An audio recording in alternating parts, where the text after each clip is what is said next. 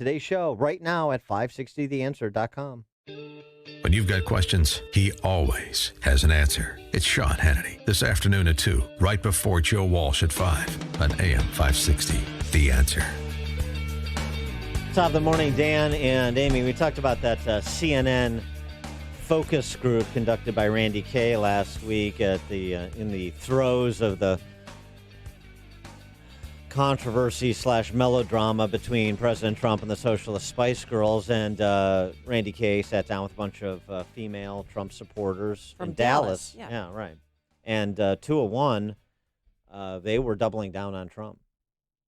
And, just the anecdotal feedback, in addition, frankly, to some of the more recent polling, suggests that Trump, even if you don't like all of the word choices, Twitter choices, the contrast between Trump and the Socialist Spice Girls redounds to the benefit of Trump. But for more on this topic, we're pleased to be joined for the first time by Jessie Jane Duff, retired U.S. Marine Corps Gunnery Sergeant, Senior Fellow, London Center for Policy Research, and a leader of Women for Trump, a member of Trump's Women's Advisory Board for the 2020 campaign. Jessie Jane Duff, Sergeant Duff, thanks for joining us. Appreciate it. Gunnery Sergeant. Yep. Can't demote me. Good morning, Gunnery motivator. Sergeant. Yeah, come on, Yes. Dan. Sorry. Gunnery Sergeant. Get it I'm right. Don't I'm just already get in it the on. I'm already in the doghouse. I apologize. That's okay. It's a common mistake because often people with the Army call a lot of the enlisted ranks sergeant, even if they're higher. And the Marines are just like, no, I'm not a sergeant. I'm a staff sergeant. I'm a gunnery sergeant. I'm a first sergeant. Well, I'm not going to get into an argument with any Marine, so I stand corrected. No, it's okay. Good morning. So what about that? I mean, you probably saw some of the coverage of that focus group, but your own opinion and other colleagues of yours that are part of the Women for Trump effort on this running controversy, which continues unabated into yesterday and this morning. Unfortunately, Mueller is really just becoming a political prop for the Democrats. It's not going to go anywhere because he will be confined to the restraints of the investigation report itself. Now, it's a lengthy report, but he is not allowed to go on to his own opinion that has not been featured already, or some type of dialogue that is designed to get away from that report. So essentially, maybe some of the questions will be going to try to elaborate on obstruction, but it's really hard to get somebody on obstruction when there was no crime to obstruct. That's really ultimately the end of the day what it's about. Well, right. So that's on the Mueller report, but will even Bob Mueller's testimony, can that overcome the media obsession with the back and forth between President Trump and the squad? And I'm talking about the left squad versus... Squad, yeah. The squad's the gift that keeps on giving. And essentially, I think that for President Trump's base, it's been a very strong rallying point. Women have united against the president even harder. So in essence, they're speaking to a very small base of people because overwhelmingly, most people in the United States don't like all the controversy that they are stirring. The calls of racism turn off many groups, including those that are dark-skinned people or people that are not white, I should say. It is very insulting to continually make these allegations against the president that are flagrantly false. Not only that, going against Israel after the president has moved the embassy to Jerusalem, after multiple presidents had promised to do such, stating things that are anti-Semitic, hearing the words of saying that I feel more Palestinian in the halls of Congress than I do anywhere else, comments that deal with racism. It just gets old and it's fatiguing. It's not a battle cry that many people want to wrap themselves around. Many people want to see this country move forward and get some progress in Congress. And when you have four women that are essentially making threats to even people within their side of the aisle, nobody wants to deal with it. Well, how long and what made you be a Trump supporter? I mean, were you day one when you saw him going down the escalator? I've supported the president before probably prior to when he announced. I knew that his type of language, I watch what other people in the nation are saying. And my own father, having been a construction worker and a successful man, a World War II veteran, related to the way he spoke. And I had to pay attention to what other people were seeing, because you can get into a very large bubble here in the Beltway, polarizing yourself against the rest of the nation, number one. Number two, you're surrounded by politicians. And I will tell you, they're the most scripted people you will ever meet. It may sound good in a press conference, but when you walk up to them and shake their hand, you literally feel that even the handshake has become scripted. The haircut is scripted. Everything about them is scripted. And at some point, it's a little frustrating because you feel that they're very detached and very full of themselves more than often. So, President Trump has been very candid, no filter. I'm a Marine. I don't have a filter. So I don't nitpick over petty things. I didn't nitpick when President Obama said Marine Corps or Navy corpsmen, because I get it. When you're reading from a teleprompter, it is so easy to misread.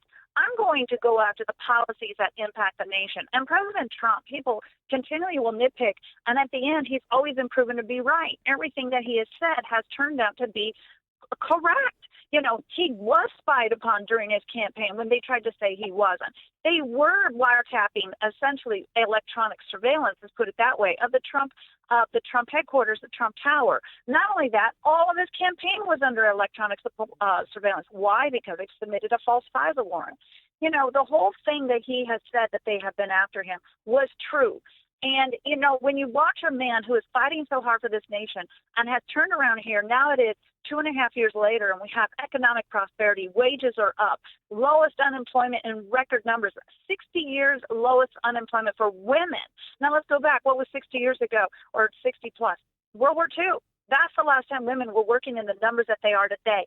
Of the 56.5 million jobs that have been granted, over 50% of those have gone to women. 600,000 women are out of poverty. So, we want to listen to the squad tell us how bad the president is. The numbers say otherwise. The economy says otherwise. The nation says otherwise. So even if somebody didn't support him day one, it's never too late to get behind this president, because you see that this nation's moving forward in a positive way. Does it frustrate you the way sort of the media, the D.C. press corps, sort of characterizes men versus women, the Trump's deficit among women, sort of refuses to acknowledge that 30 million women voted for President Trump in 2016 and probably will do so again? Yeah. It'll go up. It'll go up, if anything. So, yes, identity politics is infuriating to me. To suggest that women have to feel a certain way, Latinos have to feel a certain way, African Americans have to feel a certain way, and if you don't stay in that box that they have defined, then you're a traitor, you're a Uncle Tom, or they'll make up some other name. The way they have actually come out and said very derogatory things of Customs Border Patrol agents and ICE, overwhelmingly those are Hispanic agents, and yet they degrade them every day. They put down what they're doing down there on the border. These men and women are feeding children. They are jumping into the Rio Grande to save people from drowning. And meanwhile, they have to watch people run across the border while they're trying to save a life. They are consistently being abused by the left and not supported. And often they're trying to deny them funding. AOC did not want to provide them any support. She wants to abolish Homeland Security. It's very radical thinking when you look at this, and they're not helping the Democratic Party at all. In fact, they're forcing Nancy Pelosi to figure out whether she's going to surround her arms around them or she's going to pull away from them. When she pulled away, she was called a racist. When the president got in their knickers, then Nancy was forced to surround them. And essentially, it's showing what the Democratic Party is becoming. And I think most people who grew up Democrats don't relate to this. My father had been a Democrat until he married my mother, and then, of course, she made him smart. And so now he's been good woman. There you go. And he's 94 years old, I will tell you. He's a 94-year-old World War II veteran. But a lot of people from a different era of the Democratic Party thought a lot of those policies would help America. And, in fact, many of those policies have started to slow down America. Under President Trump, 600,000 women got out of poverty. How do we know that? We look at the food stamp numbers. We look at the welfare numbers. You can see that women are getting out of poverty. Those programs are not supposed to become a lifestyle. And when you create a stagnant economy, then you are making people reliant upon a government to sustain them. And that is not how you want to be as an American. You want to be independent, because freedom is not free. And as long as you have to have somebody else paying your way, then you're never going to feel like you have your own identity and your own self-worth. Well, now diehard Trump supporters will will be loyal till the end. But how could President Trump expand his base to hopefully win Michigan, Wisconsin, Pennsylvania? The same way he did before. He gets out there and he goes to these communities and he talks to them. He watches their numbers as far as their economy goes. He watches the economic growth. And when he sees a problem, he calls out the companies that are trying to move out or trying to go somewhere else. He ensures, I mean, many of these policies that he has cut have allowed corporations now to hire more people, to provide better wages, and often that is what's been stimulating. He's not going to ignore Wisconsin. He didn't ignore it the first time. He's not going to ignore Michigan, any of those battleground states. In Pennsylvania, we launched the Women for Trump Coalition in Pennsylvania. We were in the King of Prussia, Pennsylvania, and we were speaking to the Pennsylvania people that were largely in the audience. You have to keep your people engaged. He's getting a ground game going. If people follow Team Trump on Twitter, there's a sign up there for people to start getting active and involved. For women, I tell them, get your name into our database because you'll start getting messages from the campaign. It's women.donaldjtrump.com. And if you enter, you don't even have to contribute at this point if you're unable to, although campaign donations, get this.